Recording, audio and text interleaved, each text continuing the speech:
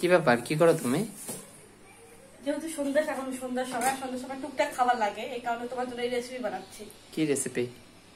মুড়ি রেসিপি। আমি তোমার জন্য করে কিছু পারি না, এই কারণে মুড়ি মাখবো, আবার রেসিপি মারাইতেছে। এটা তো একটা রেসিপি। এটা মরিচ কাটরে, পেঁয়াজ কাটরে, তারপর হচ্ছে চানাচুর দাওরে, তেল দেওরে, লবণ দেওয়া, তারপর মাখরে। তাহলে এটা রেসিপি না? ওইসে দেখি কি রেসিপি বানাও, দেখি। হ্যাঁ দেখি কেমন রেসিপি বানাও।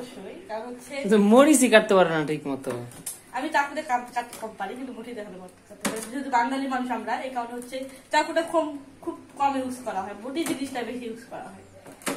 আচ্ছা দেখি কাটো দেখি। এখানে মরিচ, যেহেতু মরিচের দাম অনেক বেশি রে ভাই, এই কারণে মরিচটা কম খাইতে হবে। আমাদের বাঙালি মানুষের একটু বিবেচনা করে চলতে হবে, কারণ যে জিনিসের দাম আর মরিচের দাম অনেক। আমার এতদিন মরিচ ছিল অনেকগুলা গাছে, মরিচ অনেক মরিচ খাইছি, আর এখন মরিচের দাম, এখন মরিচ আর গাছে নাই, কিনে খাইতে হচ্ছে। এই কারণে একটা মরিচ দিচ্ছি কোনো মধ্যে একটু টেস্ট করার জন্য। টেস্ট ছাড়া কোনো ইয়া নেই, দেখা মরিচ টেস্ট ঝাড় দিতে হবে তা না। যদি কাঁচা মরিচের দাম অনেক বেশি, আমার খোলা যাচ্ছে না। এটা দেখি আমার তো চানাচুর,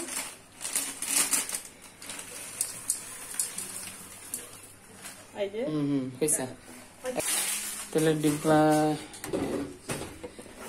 এই যে তেলের ডিব্বা না, তেলের দাম অনেক বেশি না, সরিষার তেলের দাম 280 টাকা। 280 টাকা কেজি আমাদের এখানে উত্তরবঙ্গে। আচ্ছা দাও, আরে দাও, বাড়ায় দাও।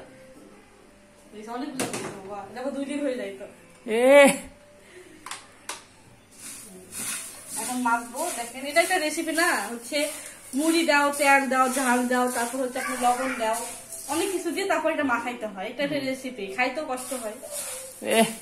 খাইতে কোনো কষ্ট নেই, আসো নিয়ে আসো। খাইতে বেশি হলে কষ্ট হয়। আচ্ছা আসো। টিভি দেখতেছে, আমি নিজে মুড়ি মাখতেছি, এখন ঝাঁপাই করবে কিভাবে খাইতে হবে, কাছে শিখতে হবে।